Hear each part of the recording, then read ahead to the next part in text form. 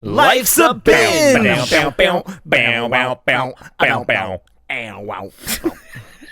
Right?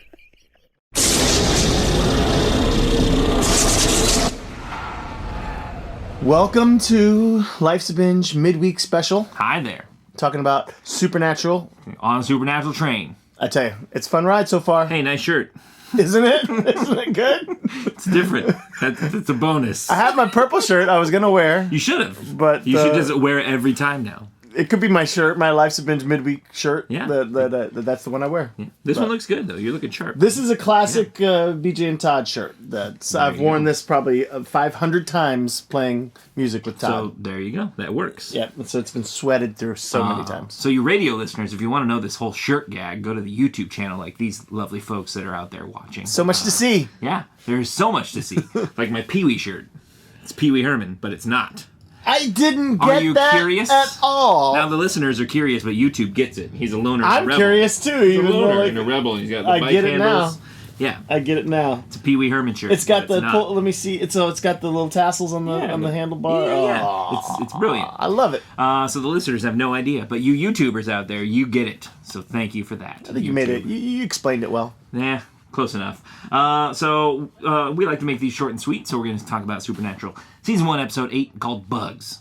Samantha, I was watching this with Samantha, hated it. She kept she hates spiders. Sure. Hates spiders, mostly. And so, every time there's a bug on screen, she, was itching and I could see that. So, it didn't bug. See what I did? See what I did?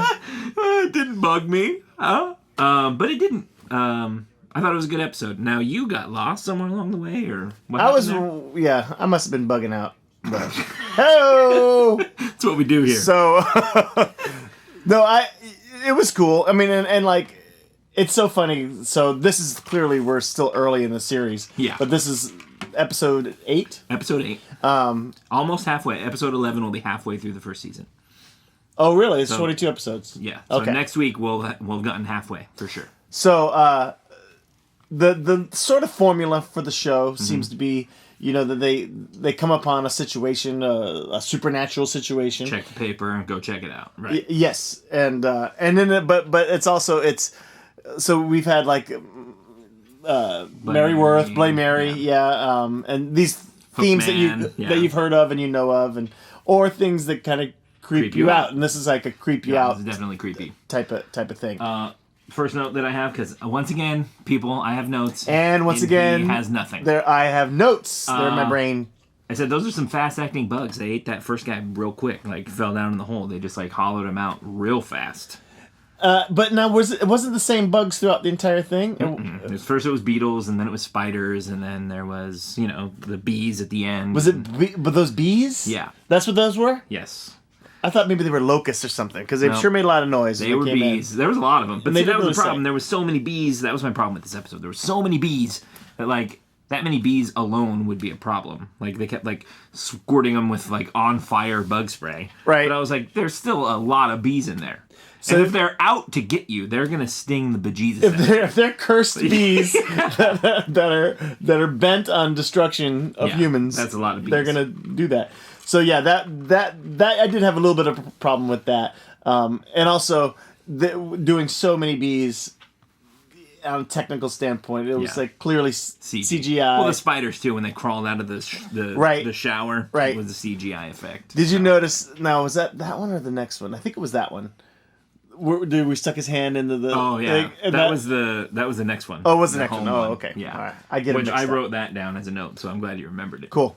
What else? I got notes in my brain.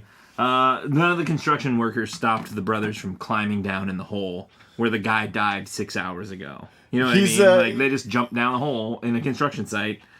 Hey. Nobody said a word. These guys can get away with anything, apparently. Hey, they're dreamy, so they just they're dreamy and they're fake FBI guys. Yeah, so they get a lot of. What else did I write?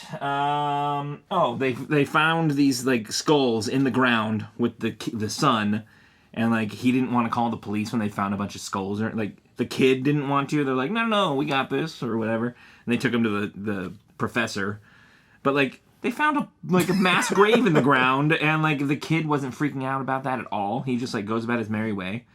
You know what I mean? It was just like one of those like, really? Come on. So I noticed on this episode that they're slowly revealing a little bit more about their family's history. Yeah. And Dean was a favorite, Sam was not, and all that. Yeah, and so Sam has a moment of connecting with the other kid who doesn't doesn't bond with the dad. Bond with his dad very easily. For sure. And so it was interesting. I mean, you learn a little bit more about them, and they're like, Sam and Dad had a problem, right? And the other guy loved Dad. That's true. All I have left was that already would have been enough bees at the end, because like I said, all those bees, like you only need like 10 bees, per person. If you're allergic, you only need one. But there were so many bees, so many. And they I don't even think they had like welts on their face at the end of the episode. Nothing happened to them. Like they were in a room of a lot of bees that decided were cursed. They were out cursed. To kill but them. Why did they leave? All of a sudden, it's like daylight came up. It was only from daylight. 12, it was 12 to whatever 6. Daylight. Boo. That's what they explained. That they did explain that. It was only for that certain amount of like time period, and so like the next because they did show started. Yeah, they did show like light coming into the hole where the bees are. It was just, but it was like it said the curse went from day 1 to day 6 or whatever, and so when the sun came up on day 7, that's when the curse stopped. Okay, it was I guess I didn't follow that, but it was kind of like, how are we going to get out of this? And then it's like, and you're. It was cool that they didn't actually solve the problem. Like the problem just kind of solved itself. Which is cool, kind of or cop out, cop out, I guess, yeah. But so that was kind of thing where they didn't do something, with their expertise, with their powers, with what they're good at, to solve the problem. Like all of a sudden it was like, oh, they're going away, and it wasn't evident to me at all. Yeah, I was like, what? Why are these bugs leaving? I thought they were locusts. No. I'm like, why are they leaving? They were bees, and so that's the difference between why. A bee and a locust. Well, you don't know the difference between a CGI bee and they could have said it was locusts, and you'd have been like, they were locusts. Yeah, I guess. So. Okay, so episode 9, Home, which was kind of cool. You learned a little bit more backstory. They went to the house, which was kind of cool. So at the very beginning, the kid is like freaked out about something in the closet or whatever, and the mom leaves, and then the chair starts moving, the closet opens, and you see the thing light on fire, and the kid just lays in bed. That's bogus. Like, I'd run for the freaking hills, man. Well, like, you're not just gonna sit in bed. And this wasn't like a child. She was 10. She was older to know to like get the hell out of bed and run away screaming, not just like, oh no, my chair's moving in my bedroom. Come on. That's the classic though. Like like I'm safe under the covers. And then hide under the covers. Don't just sit there and then scream. Like you get up and you run your ass out of the freaking room. It was funny too because it was kind of a weird scream too. Yeah. Like she started to scream and then they kind of cut. I don't think they ever got a good take. Yeah. for her scream. It's probably a canned scream. But here's the Here we go. Maybe this is maybe this is a modern times thing, but like they show up at their house and like knock knock knock. Hey, we used to live here. Can we check out the house? And she just goes, okay, and just lets 2 strange men into the house. Like, there's no way you just let them in the house. I hope they do because there's a couple houses that I want to like do that. I want to knock on and go check them out. There's like no way. My house in Seattle and my house in Chicago. I want to go in there. See what people would just be like, sure, come on in. I wrote a note when I went to Chicago and to like. I gave them all my information. Yeah. Like I used to live here. I mean, maybe you could like get yourself to get in the house, but like it was very easy. She was like, "Oh yeah, I think I found some pictures in the basement. Come on in. Let me introduce you to my 10-year-old daughter." Like, no. Yeah, a little sketchy. But maybe if you're that good looking, they just we wouldn't know, dude. Yeah, we wouldn't know if that. Maybe this is clearly possible. He has those natural duck lips going on, where like Dean has this like natural like thing in the picture, so like maybe that's all it takes. Did you ever see you didn't watch 30 Rock, but there's an episode with John Hamm in there, and she's dating John Hamm, and John Hamm doesn't realize that he lives a life of because he's great advantage. Yeah. He's like, what? Doesn't everybody offer you this when you walk down the street? Yeah. Like, no, it doesn't. It's not the way it works. Dean getting all emotional when he's like, we realize he calls his dad all the time and leaves messages, even though he never answers. Like that was kind of a cool insight into his character. Dean calls his dad, leaves a message. I thought Sam did. No, it was Dean. Because Dean was like, we're going home, and like I don't know how to deal with it because he's the one that actually remembers what happened there. So it's kind of cool that you got to see him get emotional a little bit. Hand in the disposal. Period. Classic. Period. That They just like even more so than the drain. Oh yeah. When like, earlier in the episode. Oh, yeah.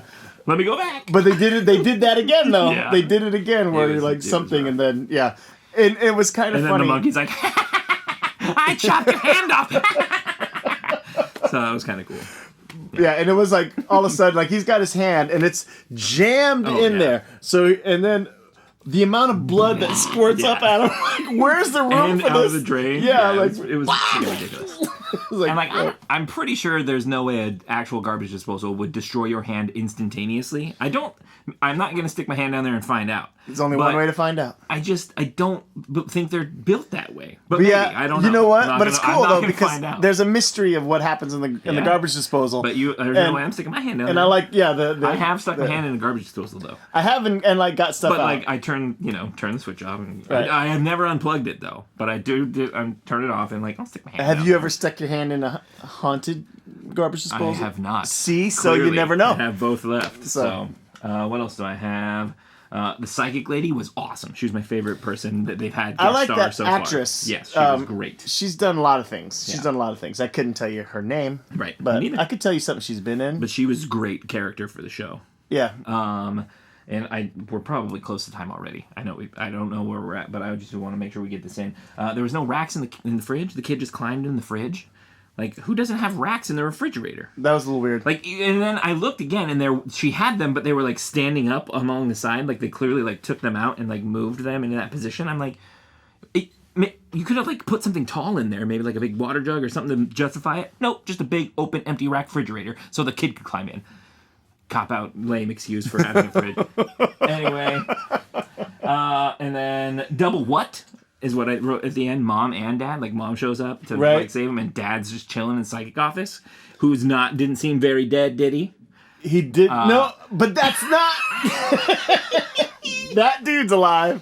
Okay, I could be wrong. Yeah, but yeah, they make him die. Mom shows up to save him from the thing that killed her, so to speak. Now, and then were they implying that was the same spirit that killed her? 100%. Okay. And she showed up to... And his girlfriend. Yes, and she showed up to get rid of it at the end. So she, like, blasted it off into nowhere, and then, like, the house was clear. And she said that she sacrificed herself. Right. I wonder if that's going to be the last we see of the mom. Yeah, we'll see. Well, the dad's there now, so he's probably going to be, hopefully, showing up and saying something to his kids after not saying something to his kids for a while. It's so funny, because he looks like Javier Bardem. A little bit. And so every time I see him, I'm like, expect him to talk like in No Country for Good Men and kill somebody. Cool.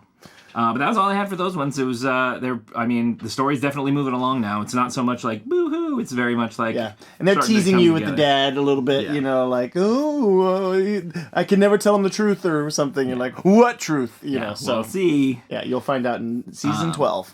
Probably. So so follow along with us. That was 8 and 9. We're doing 10 and 11 halfway through the first season. So catch up or just join in and hit the comments button on the thing there and all that good stuff. So yeah. Right on. Anything else?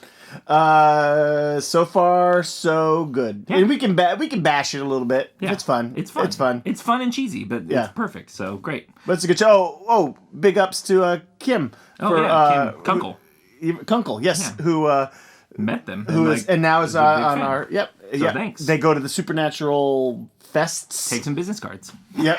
But those are fantastic pictures that she got with both of them. And how much more did that make you like them? Yeah. It really made me like, that's awesome that they take such sincere photos with their fans. So yeah, that's great. Really cool. Good stuff. So yeah, shout out to you. And thanks for listening and watching out there on YouTube. This has been Life's a Binge. I'm Jared. I'm BJ. And we'll see you you on the couch.